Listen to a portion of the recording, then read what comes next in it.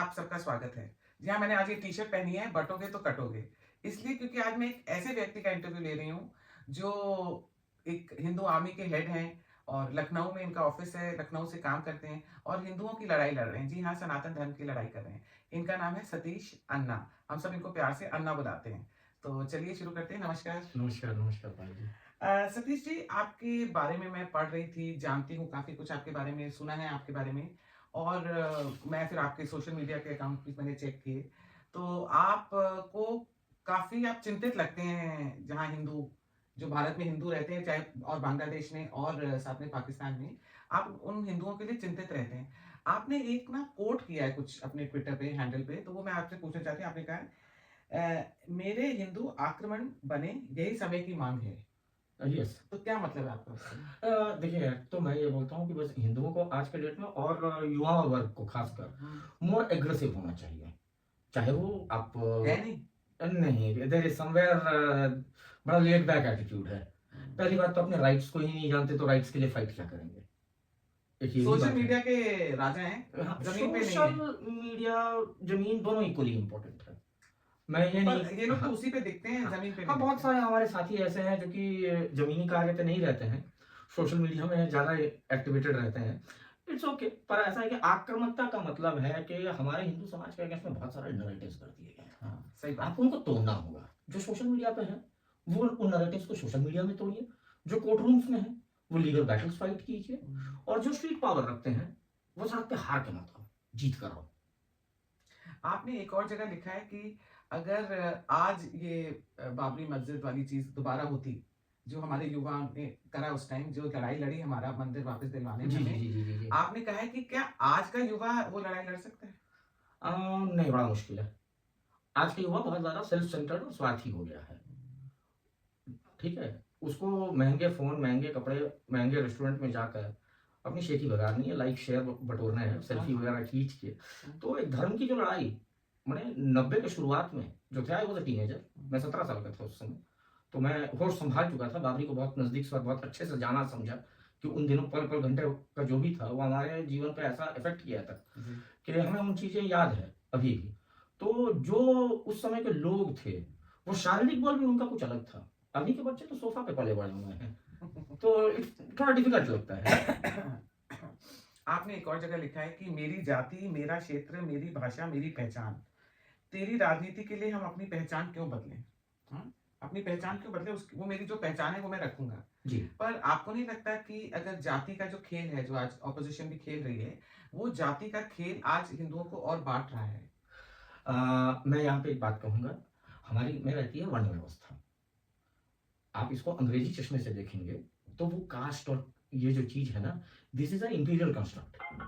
हमारी वर्ण व्यवस्था वाली बात होती है। तो वर्ण व्यवस्था सनातन धर्म का आधार रहा है। अब एक बात बताइए हमें, मैं 2 मिनट आपका समय लेकर आराम से इस बा क्योंकि आपने ये बहुत सेंसिटिव टॉपिक उठाई है। हुँ, ठीक है? तो इसमें देखिए एक चीज़ है,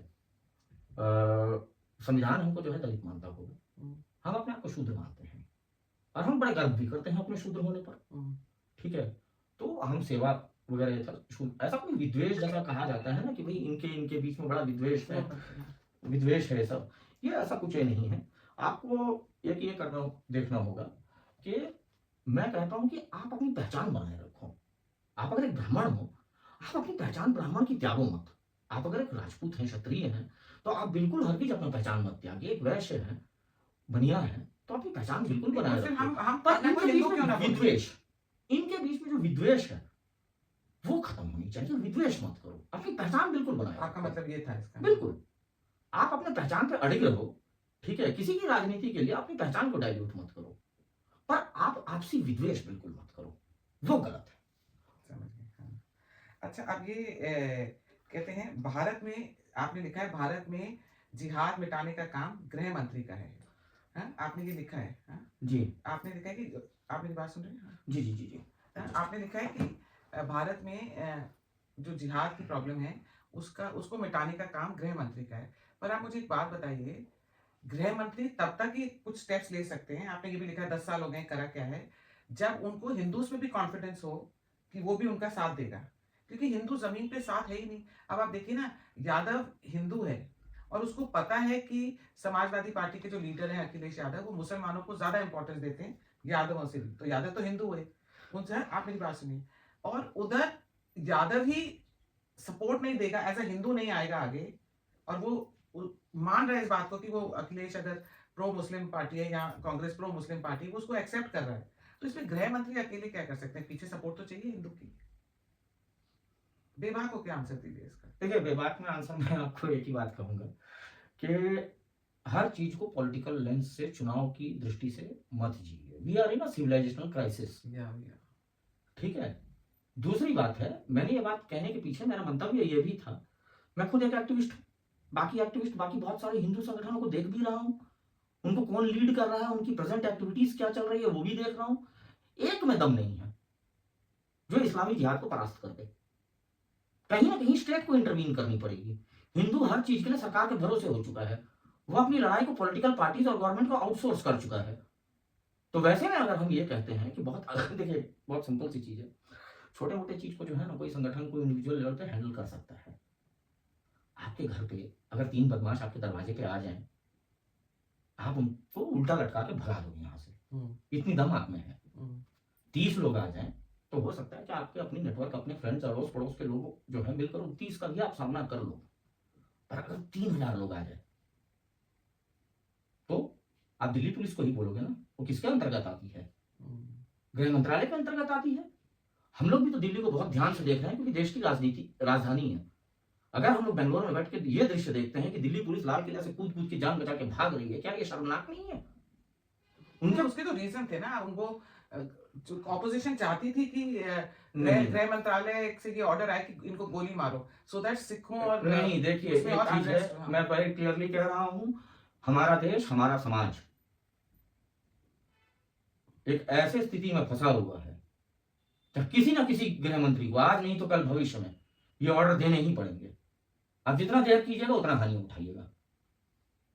पर अच्छा चलिए, एक और चीज़ आप बोलते हैं कि दिल्ली चारों तरफ से घिर गई है। यस, हाँ? अंदर से भी। अंदर से भी और चारों तरफ से भी यस, घिरी हुई है। Yes, yes, yes. अगर एक मेरे को याद है, एक जर्नलिस्ट ने बोला था कि जो प्राइम मिनिस्टर जी का घर है वो तो इतनी दूर ही है यहाँ से, इतने ही किलोमीटर दूर है। एक जिहादी जर्नलिस्ट है, अच्छा, उसने बोला था कि वो ऐसी उसने एक ट्वीट डाली कि प्राइम मिनिस्टर का घर तो सिर्फ इतने किलोमीटर दूर ही है।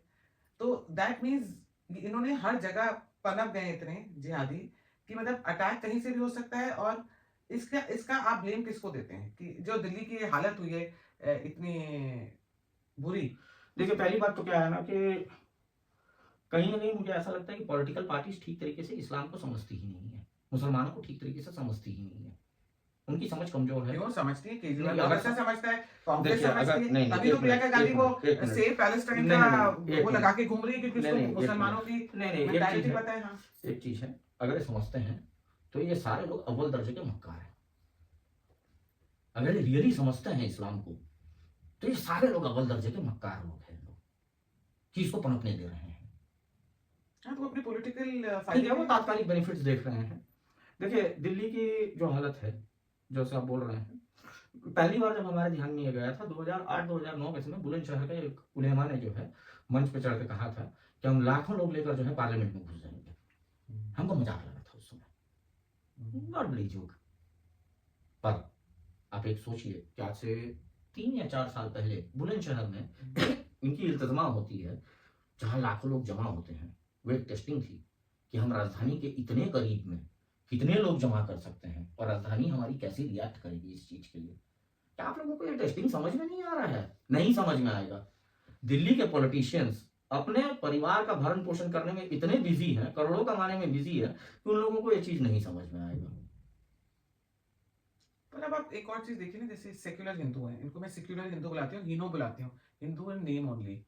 मतलब वो समझते ही नहीं है, ये हीनो समझते ही नहीं है, क्योंकि वो देखते हैं कि वो लोग कहाँ से पैसा कमा सकते हैं, किस पार्टी के थ्रू कमा सकते हैं, किस पार्टी के टाइम इजी मनी मिल जाए इनको, वो अपना बेनिफिट देते हैं। जैसे आपने कहा, हिंदू हमेशा यही सोचता है कि मेरे पास बड़ी गाड़ी हो, मेरा घर हो, मेरा हो, पर मुझे लगता है जिंदा ही नहीं रहेगा तो इन सब चीजों का क्या करेगा। देखिए, तो मेरा आपको एक प्रश्न है, तो आप मुझे बताओ, ऐसे हिंदुओं के बारे में आप क्या कहोगे? देखिए, ऐसे हिंदुओं की जो नियति मुझे दिख रही है, ठीक है, 2 ही 3 चीज़ होता है, पीपल इवॉल्व। हम्म, हम लोग भी तो कभी थे वैसे ही, हम्म, ठीक है? जब हम लोगों ने कुछ चीज़ों को पढ़ा, जाना, समझा, अध्ययन किया तो सीरियस हो गए। जी। तो हो सकता है बहुत सारे सेक्युलर हिंदू जो है, ये लोग आगे जाके लाइफ में हम लोगों से भी ज़्यादा तेज़ तर्रार निकले। पर आपको नहीं लगता देर हो पॉसिबिलिटीज़ है। जाएगी, देर हो रही है? नहीं देखिए, वो अपना इवॉल्विंग टाइम होती है। एक तो ये चीज़ है। दूसरी चीज़ है कि ये हिंदू जो हैं, ये लोग इतने अपने स्वार्थ में डूबे हुए हैं, अगर इनको समझ में भी आएगा, तो ये भई सीधा बात है। मैं अपने एक युवा साथी से सुना था, नहीं आना चाहिए, लड़ाई झगड़े, मार-पीट ये सब मेरा काम नहीं है। अगर कोई दरवाजे पे आए तो हम खतना करा लेंगे, हम कन्वर्ट हो जाएँगे। दे आर विलिंगली कि भैया हमको मेरा कम्फर्ट ज़ोन से बाहर मत निकलने दो, धर्म का क्या है, हम नमाज़ पढ़ लेंगे हम।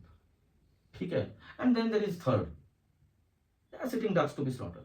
उनको समझ ही नहीं आएगा कि क्या चीज़ आई और क्या बहा के ले गई हमें। पर मैंने देखा है हिंदुओं के साथ, गुड़गांव में स्पेशली, यहाँ पे भी है, मैं 8-10 घरों में जानती हूँ, वहाँ पे बांग्लादेशी मेड्स हैं उनके घर में। तो मैंने उनको बोला, गुड़गांव में भी हम लोग फ्रेंड से पूछा, इनसे हेल्प ही नहीं मिलती। जी। दैट मीन्स कहीं ना कहीं जो ये एजेंसीज हैं जो आपको सर्विस देती हैं, मेड्स देती हैं, कहीं ना कहीं वो रोल ये प्ले कर रही हैं कि वो बांग्लादेशियों को हर जगह घुसा रहे हैं। दैट मीन्स यही हो रहा है ना, एजेंसीज यही कर रही ठीक है, हैं। हाँ। आप चांदनी चौक चल जाओ, ई रिक्शा वाले जो हैं, वहाँ पे साफ लगता है वो बांग्लादेशी हैं। तो उनके पास लाइसेंस है मीन्स आधार कार्ड है, आधार कार्ड है मीन्स वोटर कार्ड है, पैन कार्ड है। और साथ में अभी मेरे एक फ्रेंड बता रहे थे कि कई बिल्डिंग्स में गुड़गांव में बहुत सारे, कई मतलब कहते हैं एक दो नहीं है, मतलब 10-12 हैं जो पूरा वो बिल्डिंग्स का वो होता है, उसमें जो सिक्योरिटी गार्ड हैं उसमें भी बांग्लादेशी हैं। राइट, करेक्ट, सही बात है। हाँ? सही बात है। आप सही, आपकी मैंने तो फैक्ट सही आप बात है। बताइए ना, हम जिस टाइम बॉम्ब पे, एटम बॉम्ब पे रह रहे हैं, हाँ। तो ये कहीं ना कहीं इसका ब्लेम तो मैं उन हिंदुओं को दूंगी जो ये हमारा सत्यानाश करा रहे हैं। चलिए, इसका अब मैं आपको ऐसे बोलूँगा कि मुझे थोड़ा-सा एक शॉर्ट क्वेश्चन मैं आपसे पूछ सकता हूँ। जी जी जी। एवरेज एक मेड यहाँ क्या कमा लेती है? क्या वो एक ही घर में काम करती है या 4-5 घर में काम कर सकती 4-5 है? घरों में करती है, जो ये जो और छुट्टा वो छुट्टा काम करती है, मंथली एक उसको 10 सिर्फ 14,000 रुपए कमा लेती है। टोटल चारों पाँचों घर से? हाँ, ज्यादा ही कमा लेती है। नहीं, आजकल ज़्यादा तो हो गया। 5,500 रुपए रेट है। हाँ, तो 4 दो तो घंटे का। 20-22 हज़ार ऐसे ही आपको दिख हाँ, रहा है, हाँ। राइट? कई चलिए, घर में 1 घंटे के लिए गई तो 3 चलिए हजार जस्ट एक का। मैं फाइनेंशियल फिगर समझना चाहता हूँ कि इसकी अर्निंग क्या होगी। वेल देखिए, इसमें 2 चीज़ है। आपने एजेंसीज़ को मेंशन किया, राइट? आप अगर मेड चाहिए आपको या सिक्योरिटी गार्ड चाहिए, there is somebody who is going to provide you. आपको कोई ला के दे रहा है। आप डायरेक्ट तो इन लोगों से बात करने जाते नहीं हैं। तो अब ये जो बंदा, जो एजेंसी है, उसके लिए वो बिज़नेस है। उसको प्रॉफिटेबिलिटी और चाहिए। हिंदू ही चला रहे हैं। नहीं, उसको प्रॉफिटेबिलिटी चाहिए। ठीक है? वो बिज़नेस जो चला रहा है, वहाँ वो हिंदू मुसलमान नहीं कर रहा है। ठीक है? नहीं, उसको हिंदू चाहिए मुसलमान ना चीप करे, इंडियन मुस्लिम से लेबर। मुझे कोई वो नहीं है। नहीं, पर वो बांग्लादेशी उसको को तो ना चाहिए, भेजे नहीं, ना। उसको चाहिए चीप लेबर। आप एक बात समझिए, चीप लेबर। बांग्लादेश को जो एब्जॉर्ब किया जा रहा है, भाई बड़े-बड़े ऑनलाइन डिलीवरी ऐप्स चल रहे हैं बांग्लादेशी ड्राइवरों के बल पे, क्योंकि वो ऐप चीप लेबर पे, तो उसका अपना पूरी बिज़नेस मॉडल चीप लेबर पे टिकी हुई है। तो सरकार इसमें इंटरवीन नहीं कर रही? हम लोग तो मांग कर रहे हैं। कि ऐसे सरकार को ये तो एक थ्रेट है। आप एक बात इंटरनल बताइए। सॉवरेनिटी आप और एक बात इंटरनल बताइए, आप एक बात सिक्योरिटी बताइए, आप एक बात बताइए, आप चीज़ों को थोड़ा-सा, मेरा प्रिज्म ऑफ व्यूइंग थिंग्स जो है, मैं थोड़ा-सा वो कहूँगा। दुनिया के किसी भी देश में 200 देश करीब होंगे दुनिया में, किसी भी देश में 7-8 करोड़ इन्फिल्ट्रेटेड नहीं होते हैं। 7 या 8 करोड़, कई देशों की जनसंख्या नहीं होती है वो। आपको लगता है इतने आपके अंदर? यस है, लगता नहीं है। आप बताइए, हम लोग स्टेट वाइज हम लोग बताएंगे। आपके पास डेटा है? हम लोग पिछले इतने वर्षों से कर क्या रहे हैं? नहीं तो पर इनके अच्छा, मैं आधार आपको- कार्ड किसकी रिस्पॉन्सिबिलिटी है बनाना, वोटर आईडी? ये सेंट्रल के है कि स्टेट के? थोड़ा-सा एक आपको 5-6 मिनट कुछ बात कहूँगा। ठीक है? थोड़ा-सा एक फ्लो में जी अनइंटरप्टेड जी जाता जरूर हूँ, बोलिए। अनइंटरप्टेड जी जाता जी हूँ। बोलिए। देखिए चीज़ें कैसे चलती है, मॉडस ऑपरेंडी मैं बता रहा हूँ आपको। मॉडस ऑपरेंडी मैं आपको लेके चलता हूँ एक साइकिल जो एंड ऑफ इंडिया तक चले। ठीक है? और पार्ट्स में सब जगह यही हाल है। बांग्लादेश से इन लोगों को एजेंट बोलता है, हम तेरे को बॉर्डर पास करवा देंगे, वहां जाके तुम्हारे सारे डॉक्यूमेंट्स बन जाएंगे। ठीक है? तुम यहाँ क्यों सड़ रहे हो? वहां जाओ, 40 किलो चावल मिलता है गरीब को भारत में। वहां जाओ, कभी ना कभी 10 साल, 15 साल, 20 साल बाद में भी तुम्हें हो सकता है सरकार फ्लैट दे दे। ऐसी चीजें हो रही है वहां पे। हमारे योजनाओं को वहां पे लालच के तौर पे मार्केट किया जाता है। बांग्लादेश ओवर पॉपुलेशन एक्सप्लोजन पे है। वो पॉपुलेशन कंट्रोल पे जो वर्ल्ड फोरम पे जो बातें होती है, वो पार्टिसिपेट नहीं करता है। इनकी उम्मा बहुत सारे मिडिल ईस्ट के बैठे हुए कंट्रीज कई चीजें बांग्लादेश को फ्री में देती है ताकि तुम पॉपुलेशन एक्सप्लोजन को जारी रखो। वो उतना कंट्री अपना लोड नहीं ले सकता है। भारत में एक आदमी एक पत्नी के साथ जीवन जी ले रहा है। बांग्लादेश में अगर एक व्यक्ति जो है, अगर उसकी एक पत्नी है तो लोग उसका मजाक उड़ा देंगे। वहां पे बहुत कम है ना 2 या 3 पत्नी, और उसके बाद हर पत्नी से 8 या 10 बच्चे। गाँव पे सा लेते हैं ये लोग। ठीक है। हाँ। आधे लोग जो है वो इंडिया की तरफ पुश कर रहे हैं। ये एक ग्रेटर बांग्लादेश प्रोजेक्ट के तौर पे Bangladesh government is also accomplish in this. Bangladesh government अपने बॉर्डर एरिया में पहले बांग्लादेशियों को बसा रही थी। द प्लान वाज कि हम बांग्लादेश को एक्सपैंड कर जाएंगे, असम के कई हिस्से, वेस्ट बंगाल के कई हिस्से लेके हम पुनः 18वीं शताब्दी के समय का जो सिराजुद्दौला का जो बंगाल था, हम वो साइज तक हम अपने आप को कर लेंगे। बांग्लादेश के आर्मी के प्रत्येक जनरल के दिल और दिमाग में ग्रेटर बांग्लादेश प्रोजेक्ट हावी रहता है। ठीक है। इस तहत ये लोगों का एजेंट जो है बॉर्डर ये बता देता है कि देखो ये टाइम ब्रैकेट है, दोपहर के 2 बजे से लेकर 3 बजे तक, या 11 बजे से लेकर ऐसा कुछ एक समय बता देता है कि बीएसएफ की ड्यूटी उस तरफ वो निकलेंगे, तुम यहाँ से निकल लो। और भी बहुत सारे वीडियोस हैं, बहुत सारा है। The border is very porous. It is. ठीक है। लोग 20, 30, 40 लोग अंदर घुसे, एक ग्रुप। मोस्टली 15 से लेकर 30 साल के बीच के रहते हैं, फाइटेबल एज के। बहुत कम अपनी लेडीज को अपने साथ लेके आते हैं। आप जो यहाँ पे मेड वगैरह बोल रहे हैं ना, वो उनकी पैदाइश है यहाँ इंडिया में। वो अपने साथ में लेडी लेके आना, उनकी दिमाग में एक रहती है कि वहां जाएंगे और हिंदू के साथ शादी करेंगे। नहीं, पर अब जैसे वेस्ट बंगाल में ये लोग घुसते हैं। ठीक है। ज्यादा घुसते हैं। नहीं, असम है, वेस्ट बंगाल है, कहीं भी घुस गए जहां उनको एक बार एहसास हुआ कि भाई हम इंडिया के अंदर आ चुके हैं। एक बहुत कॉमन चीज है, भाई मुझे नमाज पढ़ना है, मस्जिद कहाँ है? तो कोई भी आदमी बोलेगा कि भैया वहां सीधा जाइए, राइट लीजिए, कुछ भी एक मस्जिद बता देगा वो। वहां पे बॉर्डर एरिया में तो दुनिया भर का आपने मस्जिद और मदरसे पनपने दे दिए। किसी सरकार ने उन चीजों का सुध नहीं लिया। तेरा रीजन तो भरा पड़ा है। ठीक है। 4000 ठीक है, किसी सरकार ने सुध नहीं लिया इन सब चीजों को। ठीक है, सिर्फ कॉस्मेटिक बातें होती है सोशल मीडिया पर। ऑन ग्राउंड एक्टिविटी कुछ हुई नहीं है। सरकार अभी एक्टिविटी करने जाएगी तो उसको युद्ध लड़ना पड़ जाएगा इन लोगों से। वो उतने स्ट्रांग हो चुके हैं, नक्सलियों से भी ज्यादा स्ट्रांग है। जो बॉर्डर रीजन के उलेमा है वो छत्तीसगढ़ के नक्सल से भी ज्यादा स्ट्रांग है। भारत सरकार को युद्ध लड़ना पड़ जाएगा अगर उस जगह की क्लीन अप करनी हो तो मस्जिद के पास में जाकर बोलेगा भाई हम लोग बॉर्डर पार कर गए, हम आ गए हैं। तो मस्जिद बोलेगा ठीक है। उसके पास सब कुछ रहता है कि कल 40 लोग आए थे, आज 25 आए थे, ये थे। जब इनके पास 100-200 का संख्या हो जाती है, एक सप्ताह उन लोगों को रहने खाने को रुकने को उन लोग वहां कर देते हैं। तब तक में उन लोग जो है पूरा आधार कार्ड, वोटर ID कार्ड सब लोकल। अब उसके बाद उनको बोला जाता है कि भाई भारत के इस जगह पे एक मस्जिद है, वहां पे तुम जमात जा रहे हो। एक उलेमा, एक मौलाना या कोई भी जो है ना जमात बोलकर जो है उठा के निकलता है। ट्रेन में अगर जो है 80 मुसलमान या 100 मुसलमान जो है मीन्स कहीं जमात पे जा रहे हो, आपकी हिम्मत है आप उसको चेक कर लोगे, उसके वेरीफाई कर लोगे, उसके एक एक कार्ड निकलवा के देखोगे? क्या रेलवे पुलिस कर पाती है ऐसा काम? नहीं कर पाती। बहुत बड़ा कंट्रोवर्सी हो जाएगा, इंटरनेशनल लेवल पे कंट्रोवर्सी हो जाएगा। लाके केरल में छोड़ दे, वहां की जो मस्जिद रहेगी वो उसको एक किसी एम्प्लॉयमेंट स्कीम के तहत चाय बागानों में नौकरी लगवा दिया जाएगा। अब चाय बागान में जो लेडी काम करने आई होगी वो श्रीलंका से विस्थापित होकर परेशान होकर तमिल जो है वो आके अपने गुजर बसर वो चाय बागान में काम करके कर रही होगी। वहां उस पर डोरे डालेगा, लव जिहाद करेगा और शादी कर लेगा, इंडिया में रह लिया। It is happening in every state. खतरनाक की बात कर रहे हैं। हमारे गुड़गांव का एक बड़ा अच्छा मित्र है, ये कर्नाटक आए हुए थे। तो हमको बोले कि अन्ना चलिए मेरे को थोड़ा काम है, आप पहुंचो। हम भी पहुंचे। तो हम लोग उनकी कार में जो है रात में जा रहे थे। तो 10-10:30 ऐसे हो था। तो हम बोले कि यार डिनर वनर करते हैं, रुक जाते हैं कहीं पे, जिस जगह कहीं होटल दिखा। तो हाईवे पे हम लोगों ने होटल देखा, एक अच्छी खासी बी सिटी है। ठीक है, उसके आउटस्कर्ट में होटल देखा, वहां पे चेक इन किया, सामान वामान डाल दिया और डाइनिंग एरिया में जब पहुंचे तब हमें फील हुआ कि उस का इंटायर स्टाफ बांग्लादेशी है। कुक से लेके वेटर से लेके सब चीज। दोनों ने अपने अपने कमरे में जाके सो गए। अब आप बताओ कि अगर उलेमाओं का एक SMS भी आ गया तो सोता हुआ कस्टमर को गला रेत के निकल जाए लोग। Is it not dangerous? Andhra Pradesh और कर्नाटक के बॉर्डर में कोई वीरान छोटे मोटे स्टेशन नहीं होते हैं, बहुत छोटे स्टेशन जहां मुश्किल से 5-6 हॉकर्स होते हैं। वैसे रेलवे स्टेशन में रेलवे हॉकर्स आपस में बंगाली में बात कर रहे हैं, बांग्ला में बात कर रहे हैं। तो आप डेप्थ ऑफ पेनिट्रेशन को समझिए।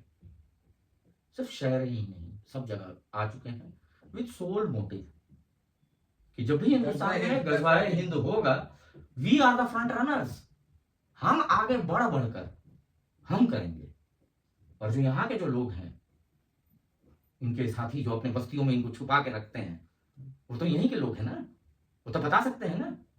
अच्छा, सबसे बड़ी बात ये, हिंदू इनकी मदद कर रहे हैं। हिंदू छोड़िए, एक बात मैं ये बोल रहा हूँ, क्या आज तक भारत में कभी ऐसा हुआ है कि एक मस्जिद का मौलाना जाकर पुलिस स्टेशन में कंप्लेंट डाला हो कि हमारे मस्जिद में 40 बांग्लादेशी जो है, ये हमको लगता है अवैध है, ये लोग नमाज पढ़ने आए थे, जरा इनकी तहकीकात कीजिए। क्या आज तक कभी हुआ है? नहीं, तुम छुपा के रख रहे हो उनको।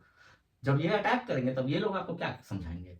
तुम्हारा मेरा क्या झगड़ा, हम और तुम तो 800 साल से हंसी खुशी से रह रहे थे, ये लोग कहीं से कुछ किए यार, तुम हम ठीक है, अगर आप जीवित बचो तो हम आपसे बात कहेंगे। मैं समझ। अच्छा, ये धर्म संसद का जो था जी, वो भी कैंसिल हो गया है कि हो रहा है?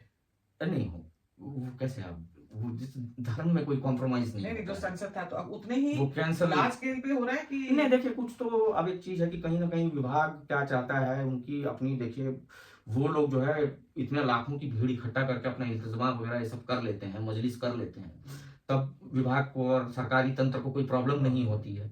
अब आप एक तरफ बड़ी एकता वाली बातें होती है और कुछ संत जो है मिलकर अगर जो है वहां पे धर्म संसद करना चाहते हैं, विद सोल एजेंडा, क्लियरली कहा जा रहा है कि हम एक सिविलाइजेशनल क्राइसिस में है। How are we going to save Hindu dharma, Sanatan धर्म को हम बचा कैसे रहे हैं? बचाने की बात हर कोई कर रहा है, आपके पास कोई प्लान है, स्ट्रेटेजी है, कोई प्लानिंग है तो धर्म संसद में रख के बात कीजिए। यति नरसिंहानंद सरस्वती जी के अगुवाई में जो डासना में रहते हैं, वो उनकी अगुवाई गाजियाबाद में ये प्रोग्राम करने की बात थी। यहाँ पे परमिशन उन्होंने बताया मुझे कि हमें गाजियाबाद पुलिस से बिल्कुल परमिशन नहीं दिया जा रहा है, एंड हम इसको जूना अखाड़ा हम चले जा रहे हैं हरिद्वार में, हम जूना अखाड़ा का अपना हमारा बिल्डिंग है, हम अपना इंडोर में हम बैठ के जितने भी लोग आप लोग आना चाहते हैं आप आइए।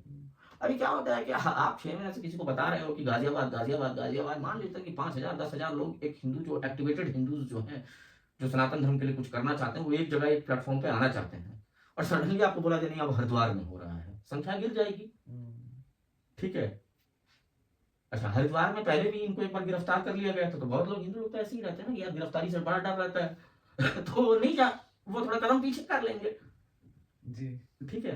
तो ये जो है, मैं ये चाहता हूँ कि जब उनकी प्रोग्राम बहुत बड़े लेवल पे हो सकती है तो हम लोगों की भी होनी चाहिए। और हम लोग अराजक तत्व नहीं है, हम कोई बाहर से आके कुछ बात नहीं कर रहे हैं, हम तो यहाँ के हैं, हमारी जड़ें यहाँ की, हमारी संस्कृति यहाँ की संस्कृति बचाने के लिए तो बात हो रही है ना। हम किसी रेगिस्तानी संस्कृति के लिए नहीं बात कर रहे हैं। और अब हिंदू मेजोरिटी देश है, यहाँ पे अगर हम अपना धर्म संसद ऑर्गेनाइज नहीं कर सकते हैं, अपने धर्म की लड़ाई नहीं लड़ नहीं, सकते, शर्म की बात है, इट्स एक्चुअली थोड़ी, इट्स टू बी अशेम्ड कि कोई अगर धर्म संसद करना चाह रहा है और भारत में पुलिस उसको ये नहीं कर रहा है, मैंने परमिशन नहीं दे रहा है, तभी ना विदेशी पत्रकार लिखेंगे कि दे आर सेल्फ इंटरेस्ट, आप उनको मौका दे रहे हो।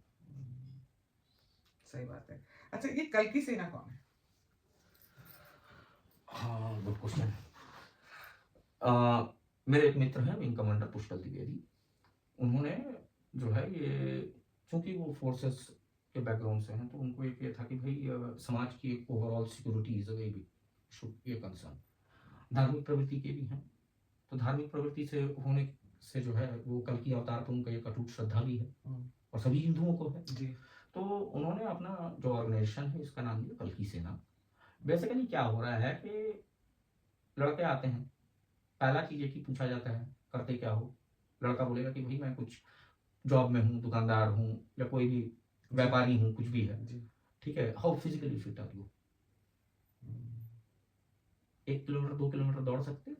आजकल तो बहुत लोग हैं जो 2 किलोमीटर नहीं दौड़ पाते हैं। How physically fit are you, ठीक है। अगर कभी भगवान ना करे आपके शहर में कुछ अराजकता हो गई, आप अपने परिवार को सुरक्षित रखने के लिए आप क्या कर सकते हो विद इन लीगल फ्रेमवर्क, ठीक है। आप लड़की हो, आपका शिफ्ट जो है 11 बजे खत्म होता है, घर पहुंचते पहुंचते 12:30 या पीजी पहुंचते पहुंचते 12:30 1 बज जाता हो, ये तो कंक्रीट का जंगल जो है जानवरों से भरा हुआ है, अपने आप को प्रोटेक्ट कर पाओगी? ठीक है।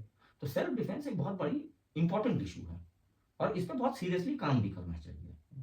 एंड हम लोग जो है, देखिए मैं हिंदू आर्मी से हूँ, वो कल्कि सेना से हूँ। अच्छा, तो उस पे आप दोनों मिलकर काम तो नहीं, कई चीजों पे हम लोग बिल्कुल कोलैबोरेट होकर काम करते हैं, क्योंकि आपने टी शर्ट पे ऐसे ही लिखा हुआ है बटोगे तो कटोगे, तो हम हम लोग तो चाहते हैं कि भारत भर से बहुत सारे संगठन और बहुत सारे माने एकदम प्रबल हिंदू जो हैं, हम लोग एकत्रित होकर, मिलकर हमारे संस्कृति पे जो अभी हमला चल रहा है और आगे और भयंकर होगा, हम लोग उससे लड़ने में तैयार तो हों। आप तैयारी का भी बहुत कम समय बचा हुआ है और आपको जीत सुनिश्चित करनी है। आपको जीतना ही होगा। देयर इज नो अदर गो। हिंदू, इन लोगों को पता है, ये जिहादियों को पता है कि हिंदू मतलब आई वोंट से कि वीक है या कमजोर है, कहीं ना कहीं उसकी प्रायोरिटी बहुत अलग है। वो सिर्फ मतलब वो धर्म की रक्षा करना उसके लिए एक बहुत बड़ी समस्या भी नहीं है, प्रायोरिटी भी नहीं है। वेरएज़ इन लोगों के लिए मतलब हर चीज़ इनके रिलीजन से है। मैं उनको धर्म नहीं बोलती, वो धर्म तो सिर्फ सनातन धर्म है। उनका रिलीजन जो है, ये उसके लिए जीते हैं। मतलब कि गरीबी में रह लेंगे, फटीचर हालत में रह लेंगे, बिना पढ़े लिखे रह लेंगे, बच्चों को खाना नहीं मिला रह लेंगे। पर अगर कोई नेता आके इनको बोलेगा कि मैं आपको 10 मस्जिदें बना दूँगा, तो ये उसको इसलिए वोट दे देंगे कि मस्जिद बनेगी। इनका अब ये तो एक एडमायर करने वाली चीज़ है वैसे तो, कि यस, इनका अपने रिलीजन के प्रति इतना विश्वास, इतना मैं तो प्रेम दाद देता हूँ। And no questioning. मैं दाद हिंदू तो देता अपने धर्म हूँ। को इतना क्वेश्चन करता है, अरे प्लीज यार ये क्या होता है, तुम लोग सन गॉड तो ये गॉड तो वो god, they will question Ramayan they god. हाँ, ये लोग तो अपने धर्म को कभी, अपने सॉरी रिलीजन को कभी क्वेश्चन भी नहीं करते हैं। तो अब ये हिंदू कमजोर दिखता है, इनको ये बात पता है, इनको हिंदू की मेंटालिटी पता है। हाँ हाँ, they have funded it, they have funded it. तो उनको पता है, उनको रिजल्ट्स तो दिख रहे हैं ना। आपके पिताजी के ज़माने में जो है, कम से कम साल में 3 से 4 बार घर पे ब्राह्मण आता था। आप उसको एक धोती, ड्रेस, शूज़ देते थे, फल-फलाहार, आप हाथ में कुछ पैसे वैसे रख के आप लोग भेजते होगे। ऐसा हुआ करता था। जी। आज हो रहा है? नहीं हो रहा है। ठीक है? क्यों? आपकी लाइफ की प्रायोरिटीज़ चेंज हो गए हैं। पहली बात है कि ये जो हमारे को बॉम्बार्ड किया गया ना बॉलीवुड, नाउ भारत की संस्कृति, करण जौहर आप सोच रहा था बेडरूम में बैठ के कि मैं डिसाइड करूंगा। आदित्य चोपड़ा सोच रहे थे कि हम भारत की संस्कृति डिसाइड करेंगे। भारत की संस्कृति बॉलीवुड नहीं, हमारे संत डिसाइड करते हैं। ठीक है? आपको बॉम्बार्ड की गई पिछले 40 साल में। टीवी, फिल्म, मैगजीन्स, जितनी जो फेमिनिस्ट आजकल निकली हुई हैं, वो क्या है, जो आप कभी अंग्रेजी मैगजीन्स पढ़ी है, उनमें कैसे कैसे लेख और क्या क्या ये होते हैं। नहीं, और मेरे को याद ठीक है है, गुलशन कुमार जी जब उसमें थे। कहीं ना कहीं आपको सबकली कहा जाता है कि गृहस्थ होने में शर्म करो। हाँ, नहीं वही तो मैं आपको बता रही ठीक थी, है, गुलशन कुमार जी जब थे हाँ, तो सारी he पिक्चर was में brutally killed। नहीं, सारी मूवीज में आप देखते थे भजन ही भजन आ रहे थे। ठीक है, उनको उनको मारा ही आई थिंक इसीलिए गया जिससे बिल्कुल, कि एक टेक ओवर के लिए, कल्चरल टेक ओवर का एक पार्ट था कि बॉलीवुड डर जाए और उसके बाद में हम जैसा दिखाना चाहें, जिसको जो पाखंडी दर्शाना चाहें, हम वैसा हम उसको हम डिसाइड करेंगे। ठीक है, इसमें कुछ स्वार्थी हिंदू जो है, कलाकार जो फिल्मी भांड जो भी है, ठीक है, ये लोग बहाव में बहकर जो है उसमें खूब पैसा कमाए, वो हिंदू होते हुए भी। अच्छा, नाउ कमिंग टू वो ऐसे क्यों नहीं है, आपने पूछा ना।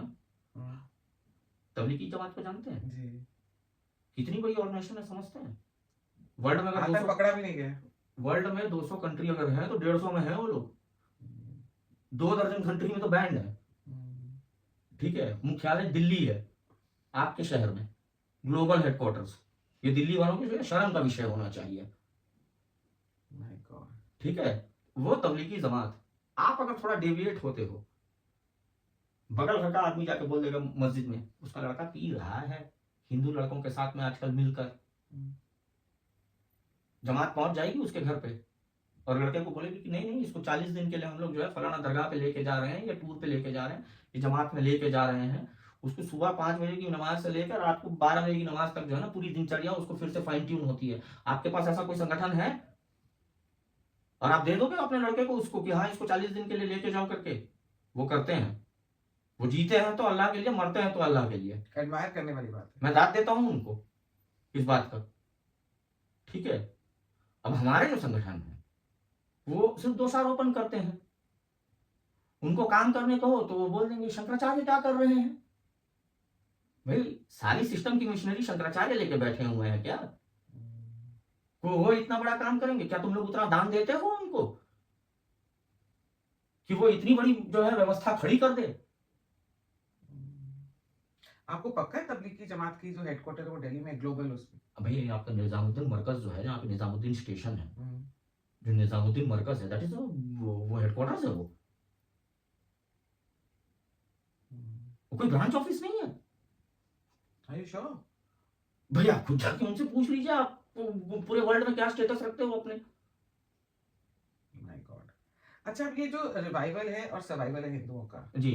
ये आप मुझे बताइए, ये इसके लिए आवाज उठानी पड़ेगी सिर्फ, कि जमीन पे काम भी करना पड़ेगा, और इसको हम कैसे आगे बढ़ाएं? मैं भी उसके लिए तैयार हूँ। देखिए आप मल्टीपल वेज में आपको काम करने होंगे। अभी कैमरा में बोलिए। सर्वाइवल और रिवाइवल के लिए आपको मल्टीपल वेज में काम करने होंगे।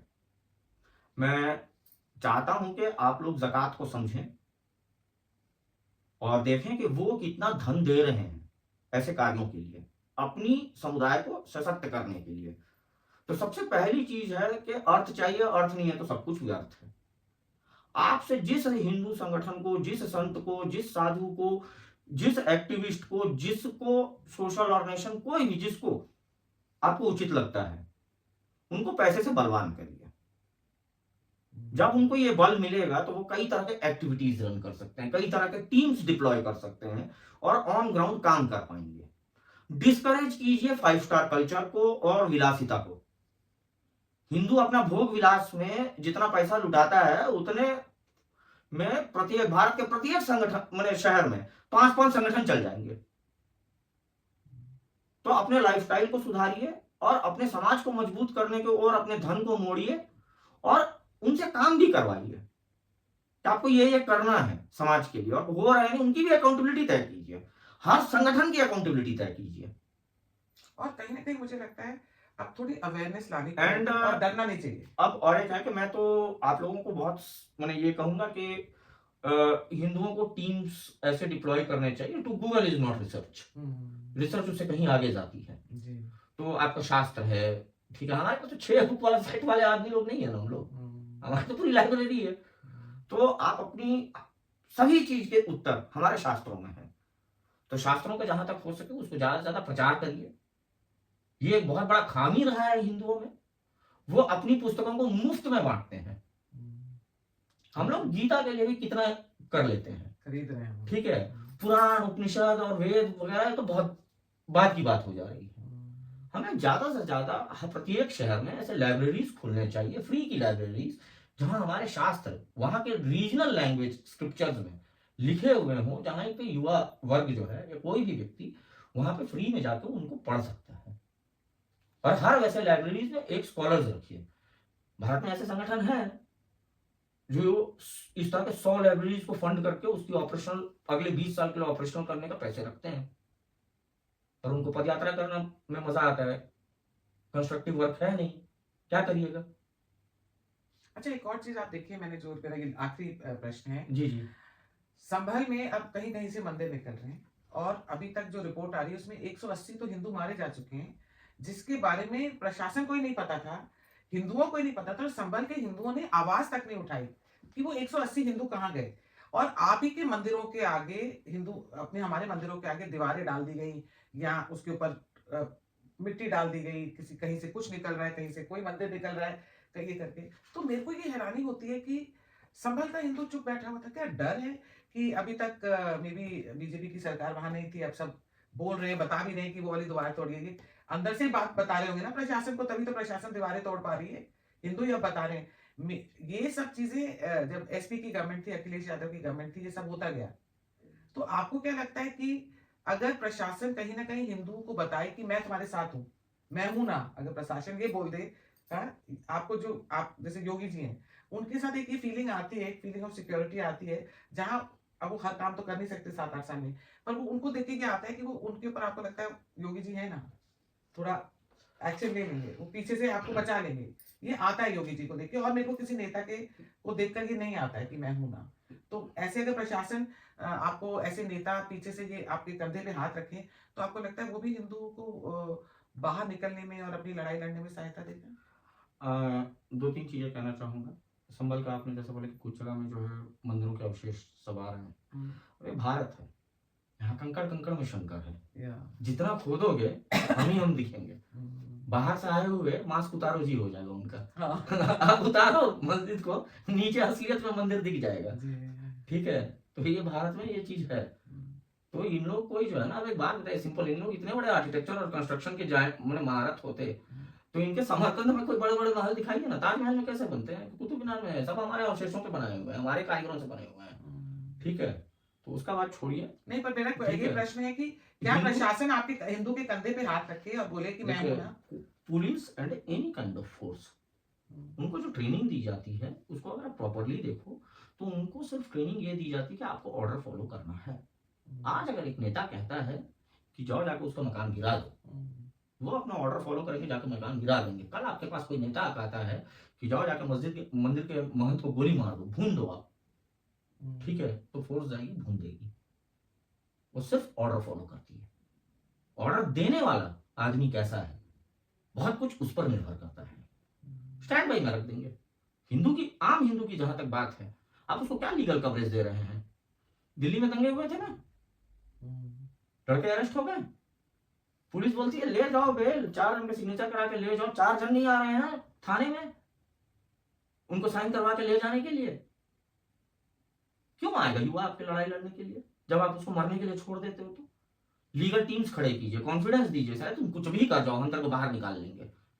तब हम हिंदू, अभी का हिंदू, ये 21वीं सदी वाला, हुँ, साला ये वो प्रजाति है जो 1 फीट जमीन के लिए अपना चचेरा भाई, ममेरा भाई का सर उतार दे। आपको लगता है देश हड़पने देगा ये लोग? ये लोग किसी भी हद तक जा सकते हैं। आप मैकेनिज्म दीजिए इनको कि हम तुम्हें बचा लेंगे, बेटा तुमको जो करना है तुम करो। तो हिंदुओं में पराक्रम की कोई कमी नहीं है। हुँ, अभी के लड़कों में भी, भाई क्या 100 करोड़ हिंदुओं में 10% भी पकड़ के तो 10 करोड़ पराक्रमी आप युवा जो है ना कहीं तो समाज में एग्जिस्ट करते हैं। हुँ। पराक्रम की हिंदुओं में कोई कमी नहीं है। आप मैकेनिज्म दीजिए उनको। तो आप लोगों ने सुना हिंदुओं को क्या करने की ज़रूरत है।